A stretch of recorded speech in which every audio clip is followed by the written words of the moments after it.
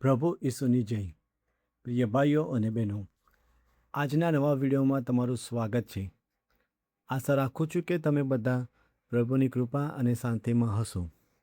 આજે આપણે પવિત્ર બાઇબલમાંથી એક ખૂબ જ આશીર્વાદરૂપ અને આત્મિક જીવનને મજબૂત બનાવનાર વચન પર મનન કરવા જઈ રહ્યા છીએ. આ વચન આપણને શીખવે છે કે સાચો પ્રેમ માત્ર શબ્દોમાં નહીં, પરંતુ ઈશ્વરની આજ્ઞાઓનું પાલન કરવામાં જોવા મળે છે.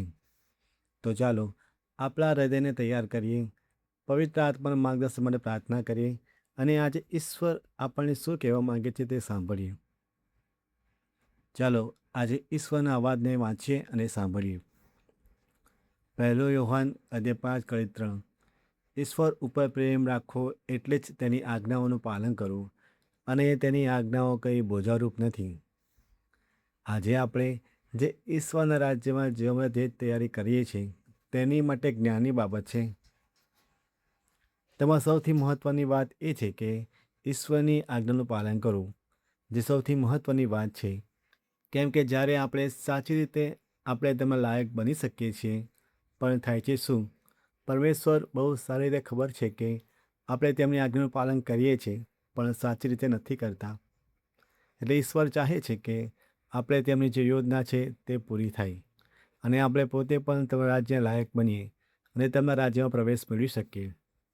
હવે આજના પવિત્ર વચન દ્વારા એક વાત ખબર પડી કે આપણે ઈશ્વરની આજ્ઞાનું પાલન સાચી રીતે નથી કરતા, એટલે આપણે તેમને સાચી રીતે ઓળખ્યા નથી, તેમને હજી સુધી સાચી રીતે પ્રેમ કર્યો નથી.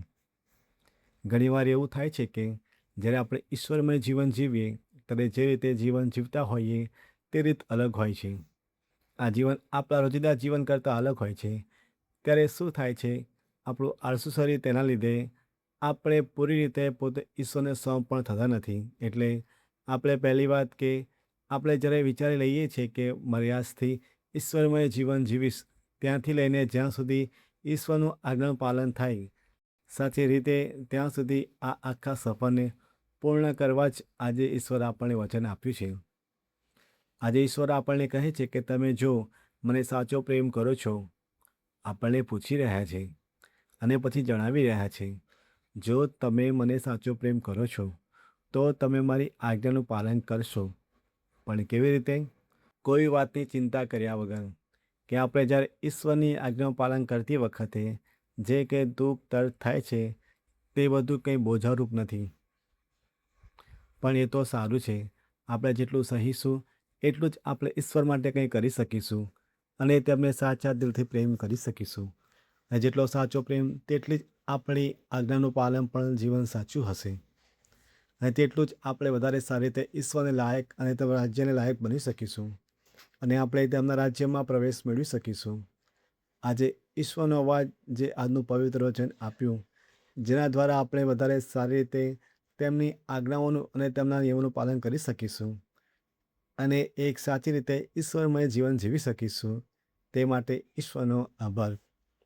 પ્રિય ભાઈઓ અને બહેનો, આજના પવિત્ર વચન દ્વારા આપણે શીખ્યા કે ઈશ્વર પ્રત્યેનો સાચો પ્રેમ તેમની આજ્ઞાઓ આનંદથી વિશ્વાસપૂર્વક પાલન કરવામાં છે.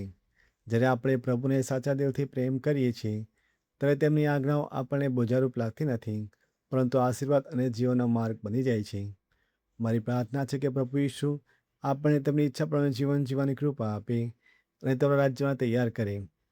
જો આ સંદેશ તમને આશીર્વાદરૂપ લાગ્યો હોય તો વિડીયો લાઇક કરો, શેર કરો અને વધુ આત્મિક સંદેશાઓ માટે ચેનલને સબસ્ક્રાઈબ કરવાનું ભૂલશો નહીં.